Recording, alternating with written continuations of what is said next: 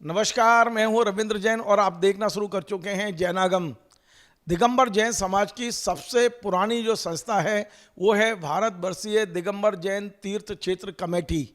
और इस कमेटी का जो मध्यांचल ब्रांच है उसमें आते हैं मध्य प्रदेश और छत्तीसगढ़ दोनों राज्य। इस मध्यांचल क्षेत्र के अध्यक्ष के चुनाव इसी महीने 18 अगस्त को होने वाले हैं। 18 तारीख के चुनाव की तैयारियां अब शुरू हो चुकी हैं और भोपाल के जाने माने व्यवसायी अमिताभ मनिया जैन इसमें अध्यक्ष पद की दावेदारी कर रहे हैं।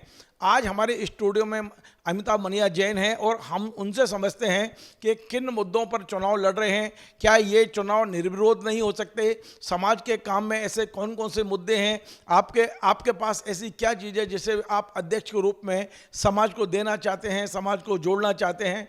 अमिताभ जी, आपका बहुत बहुत स्वागत है। पहले तो मैं आपको बधाई दे रहा हूँ कि आपने भोपाल की ओर से एक तरह से इस सबसे प्राचीन संस्था का प्रतिनिधित्व करने का मन बनाया है। क्या होगा नहीं होगा अलग बात है, लेकिन आपने हिम्मत की है, आप इस संस्था की से जुड़कर कुछ काम नया करना चाहते हैं। तो मैं यही पूछना चाहता हूं कि आखिर इस संस्था के अध्यक्ष का चुनाव लड़ने का मन में विचार क्यों आया और आप क्या करना चाहते हैं? सभी को जय जिनेन्द्र। एक्चुअल में क्या, जब मैं तीर्थ क्षेत्रों पे जाता हूँ तो देखता हूँ कि वहाँ बहुत कुछ काम करने की ज़रूरत है। तो मुझे लगा और मेरी हार्दिक इच्छा भी है कि मैं क्षेत्रों के लिए काम करूं।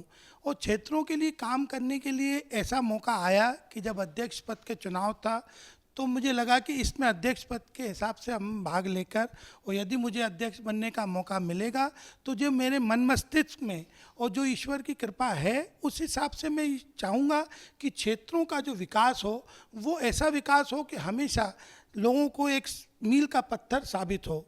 मेरी कुछ योजनाएं हैं, मैंने शुरू से देखी हुई है। सबसे पहले मुझे लगता है कि क्षेत्रों की सुरक्षा कवर्ड कैंपस होना चाहिए, बाउंड्री वॉल, ये सबसे मुख्य मुद्दा है। दूसरा है क्षेत्रों का जीर्णोद्धार, कि जो पुराने मंदिर हैं हमें उनका रखरखाव बहुत करना है। चौथी बात यह है कि क्षेत्रों का ज़मीन से संबंधित जो रिकॉर्ड हो उनको डिजिटलाइज करना, क्योंकि सरकारी रिकॉर्ड में कई क्षेत्रों के दस्तावेज पूरे हैं नहीं हैं, इस दिशा में हमारा काम करना। चौथा, पांचवा जो मुख्य मुद्दा है कि त्यागी वृत्ति और वृद्ध साधुओं के लिए क्षेत्रों पर उनके आहार की व्यवस्था हो पाए, उनकी समाधि संलेखना की समुचित व्यवस्था हो पाए, ये भी एक मेरे घोषणा पत्र में मुख्य मुद्दा है। मैं देखता हूँ कि हमारे क्षेत्रों का इतिहास बहुत पुराना है, तो इतिहास के हर क्षेत्र का इतिहास जो है और पुरातत्व ग्रंथों का जो हमारे क्षेत्रों पे रखे हुए उनको डिजिटलाइज करके फिल्म के रूप में, छोटी फिल्म के रूप में लोगों को बताना और हमारे नौजवान युवाओं को उन तीर्थ क्षेत्रों के बारे में बताना। इस क्षेत्र में प्रमाण सागर जी महाराज जी ने जैसे शिखर जी में किया है, बहुत अच्छा कार्य कर रहे हैं। उसी प्रकार मेरी इच्छा है कि सभी क्षेत्रों में डिजिटलाइज और पुरातत्व की विशेष बात करते हैं। आज के युग में सबसे बड़ी समस्या है कि क्षेत्रों पे आधुनिक कमरों की, हम देखते हैं कि एक नया कल्चर डेवलप हो गया है रिसोर्ट में जाके शादी करने का। तो मेरी हार्दिक इच्छा है सब क्षेत्रों की समिति के साथ मिलकर वहाँ ऐसे आधुनिक सुख सुविधाओं के कमरे बनवाकर और वहाँ एक रिसोर्ट जैसा बाग बगीचा जो खुले में ज़मीन पड़ी हुई है, वहाँ एक रिसोर्ट डेवलप करके लोगों को आकर्षित किया जाए कि वहाँ आइए और आप अपनी शादी करिए, तीर्थ क्षेत्रों के बारे में जानिए। नौजवान आएंगे, छुट्टियाँ बिताएंगे तो हमारे क्षेत्रों की आय बढ़ेगी। देखिए, आज की तारीख में आय बहुत बड़ा मुद्दा है। जैन समाज कम होती जा रही है जनसंख्या, तो वहाँ जो रह रहे हैं उनकी आय के विषय ध्यान देना पड़ेगा। हमारा एक योजना है कि medium and small scale industry या गृह उद्योग जैसी चीज़ों का वहाँ उपयोग हो, वहाँ हम जिससे जैन समाज और आसपास जो दूसरी समाज के लोग रह रहे हैं उनकी जीविका का परमानेंट इंतजाम हो तो हमारे क्षेत्रों का विकास होगा। अमिताभ, ये बड़ा सवाल ये है कि जैन समाज एकमात्र समाज है जो अपने संतों के साथ चलती है, संतों की उंगली पकड़कर चलती है।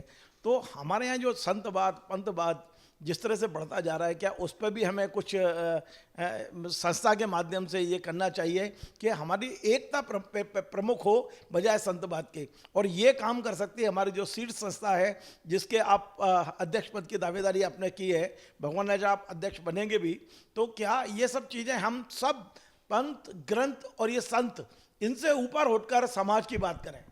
बहुत अच्छी बात आपने पूछी है। और मेरी मानना है कि मेरे से एक पीढ़ी ऊपर आज भी जातिवाद में उलझी हुई है, लेकिन मेरे समकक्ष और हमारी जो युवा टीम है वो जैन समाज मतलब जैन समझती है। तो मेरा 100% यही प्रयास रहेगा कि हम पंथवाद और जातिवाद से ऊपर उठ के काम करें। और मेरा आपको ये विश्वास दिलाता हूं कि जो भी पूर्व अध्यक्ष रहे हैं और जिन्होंने काम किया है, मैं उनकी तारीफ ही करूंगा। और उनकी जो योजनाएं हैं, मैं उन्हीं योजनाओं को आगे बढ़ाऊंगा। क्षेत्रों पर जो हमारे बुजुर्ग हैं, उनका हमारा जो हमारी समाज के धरोहर हैं, उनका सम्मान करना है हमारा मुख्य। और उनकी राय मशवरा लेकर क्षेत्रों पे सभी साधुओं को कि ये, यदि मुझे ईश्वर ने मौका दिया तो मैं ये कोशिश करूँगा कि क्षेत्रों पे जैन समाज मतलब जैन समाज हो, क्योंकि वैसे ही हम लोग बहुत कम होते जा रहे हैं। और युवाओं को आकर्षित करना है तो केवल जैन समाज के बैनर तले ही आकर्षित हम कर पाएंगे और उनको उनका सहयोग ले पाएंगे। और एक बहुत महत्वपूर्ण सवाल ये है कि आप जिस मध्यांचल से चुनाव लड़ रहे हैं अध्यक्ष का, उस मध्यांचल का जो बुंदेलखंड क्षेत्र है, चाहे वो यूपी का क्षेत्र हो चाहे एमपी का हो, पर बुंदेलखंड में जिस तरह जैन तीर्थ हैं, जिस तरह जैन तीर्थों की एक श्रृंखला है, आज भी जितना उनकी उन्नति होना चाहिए, जितना विकास होना चाहिए, जितनी सुविधाएं उन क्षेत्रों पर होना चाहिए, वो नहीं है।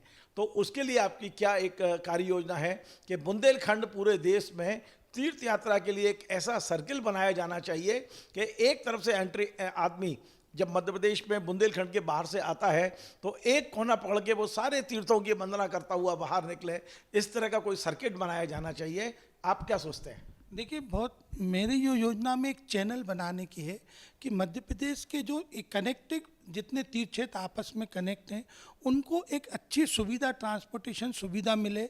और जो बाहर से तीर्थ यात्री आते हैं उनको आधुनिक रूप से मोबाइल पे, इंटरनेट के माध्यम से एक बुंदेलखंड सर्किल का पूरा क्षेत्रों के बारे में जानकारी हो, कहाँ से कितनी दूर हो। कई वेबसाइट देती भी हैं, लेकिन एक समुचित व्यवस्था, एक क्षेत्र पे जाने से उनको आसपास की पूरी जानकारी मिल जाए।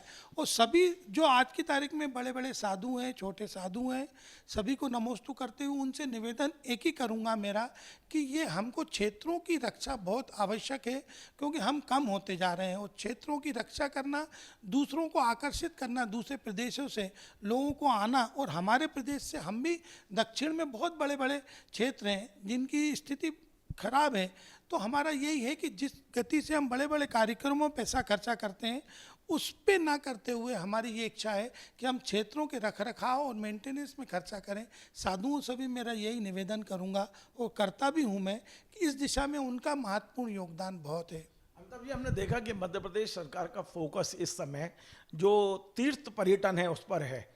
वो आप देखेंगे, चाहे ओंकारेश्वर हो, चाहे महाकालेश्वर हो, चाहे वो ये ओरछा हो, उन्होंने तीर्थ और पर्यटन को जोड़ने के लिए बहुत महत्वाकांक्षी योजनाएं लाए हैं। लेकिन क्या कारण है कि जैन समाज के लोग अभी तक सरकार के साथ जुड़कर उस योजना में अपने आप को शामिल नहीं कर पाए? ना हमने कुंडलपुर को शामिल किया, द्रोणगिरी, नैनागिरी, हमारे पास इतने तीर्थ हैं यहाँ मध्य प्रदेश में, सोनागिरी जैसा तीर्थ है। हम यदि राज्य सरकार के साथ मिलकर यदि इन तीर्थों के विकास के लिए, डेवलपमेंट के लिए, यहाँ पर्यटक आए, इसके लिए अभी तक जो प्रयास होना चाहिए मुझे दिखाई नहीं देते हैं जिस तरह की। और सरकार के पास नीतियाँ हैं, हम सरकार के पास जुड़ते ही नहीं हैं, हम सरकार की नीतियों को लाभ ही नहीं ले पाते हैं।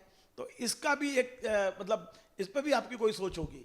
देखिए, मेरा व्यक्तिगत मानना है कि मेरे एक ग्रुप है जो सोचता है कि पर्यटन का नहीं होना चाहिए क्षेत्रों का, लेकिन मेरी विचारधारा बिल्कुल अलग है। मैं चाहता हूं कि सारे क्षेत्रों को सरकार के साथ मिलकर पर्यटन में उस सूची में सरकार की मदद लेके हम काम किया जाए। जहाँ तक सुरक्षा की बात है तो मुद्दा सुरक्षा का है। लोगों को डर है कि कहीं पर्यटन में सब पब्लिक आएगी, लेकिन ऐसा नहीं है। यदि हम अपनी सुरक्षा बढ़ाते हैं, हम अपने कर्मचारियों को व्यवस्थित रखते हैं, तो जरूरी नहीं कि दूसरी समाज के लोग आके हमारे यहाँ कब्जा करेंगे।